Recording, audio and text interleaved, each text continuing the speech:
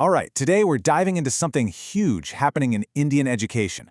We're not just talking about a few tweaks to the syllabus. Nope, this is a massive, decade-long plan from the CBSE that's set to completely overhaul the student experience. So let's get right into what this all means. And this quote right from the announcement really says it all. The entire plan is looking way down the road. It's asking, what does a student who graduates in 2031 actually need to succeed? It's about totally rethinking what we want school to do for a student. So what's really at the heart of this big shift? Well, let me tell you, this isn't about small adjustments. We're talking about a complete change in philosophy, aimed at moving India away from a system that, let's be honest, a lot of people feel is pretty outdated. For the longest time, the old system was all about one thing: cramming information. Memorizing facts just to pass an exam. But this new vision, which lines up with the National Education Policy of 2020, just flips that on its head. The new goal is to make sure students actually understand concepts deeply. It's about developing well-rounded individuals who can think critically, not just spit back answers. There was this fantastic analogy used to describe the whole process.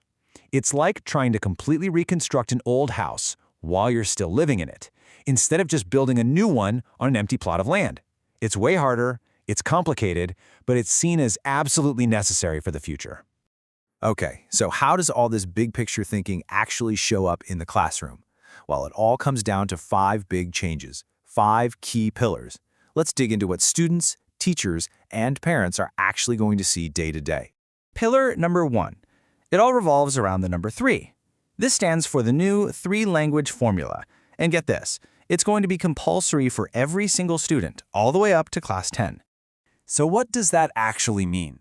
Well, it's not about forcing everyone to learn specific languages. Instead, it's about how well you learn them. Every student will study one language at an R1 level. Think native speaker proficiency. A second one at an R2 or high proficiency level, and a third at a basic R3 level. And here's the most important rule. At least 2 of those 3 languages have to be native to India. On to the second pillar, which is all about getting students ready for the future. We're talking about computational thinking and artificial intelligence. These subjects are no longer just for the tech kids in high school. They're becoming mandatory starting right from the primary grades.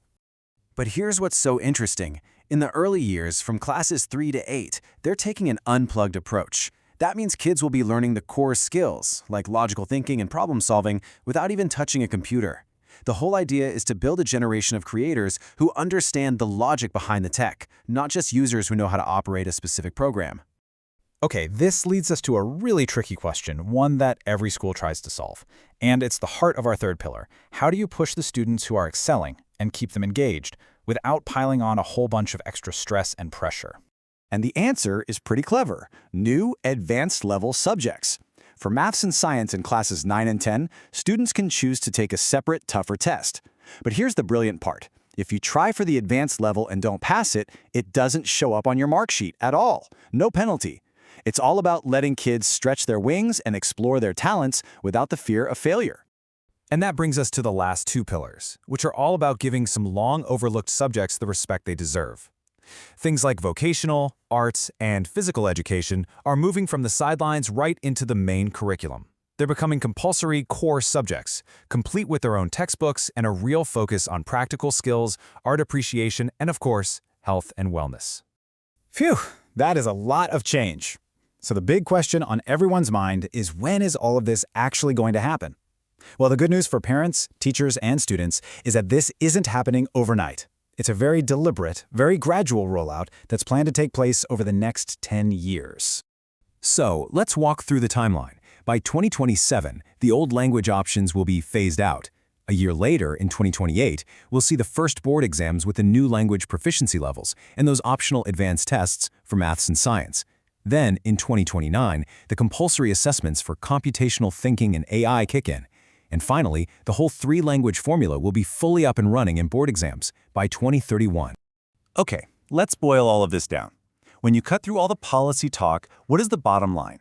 What does this actually mean for the people who are at the very center of it all, the students and their parents?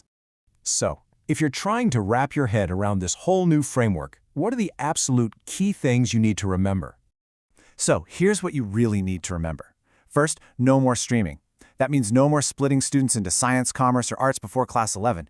Everyone gets a common foundation. Second, the big goal is now skills and real understanding, not just memorization. Third, there's more freedom to try advanced topics without any risk. And maybe most importantly, remember, this is all happening slowly, over a decade. In fact, this might even reduce the academic load since the core subjects are becoming so much more well-rounded. So, it all comes down to this one big question. The ambition here is absolutely massive. It's a huge bet on a new way of learning, and it leaves us all wondering, will this blueprint really succeed in building the creative, adaptable, and innovative generation that India is hoping for? I guess only time will tell.